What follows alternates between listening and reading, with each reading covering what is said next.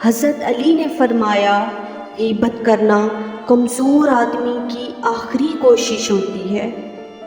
حضرت علی نے فرمایا، جن جسموں پر خواہشات کی حکمرانی ہو وہ گناہوں کی قید سے کبھی آزاد نہیں ہو سکتے۔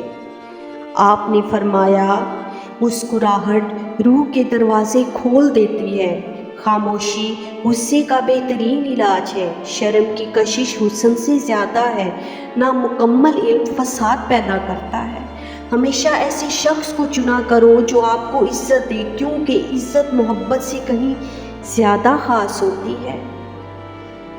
4 خوبیاں انسان کو باکمال بنا دیتی ہیں: ٹھنڈا دماغ، میٹھی زبان، نرم دل اور چہرے پہ مسکراہٹ۔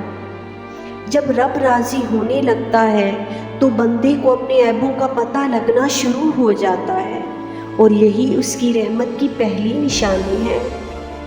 ایسی غربت پر صبر کرنا جس میں عزت محفوظ ہو اس امیری سے بہتر ہے جس میں ذلت و رسوائی ہو۔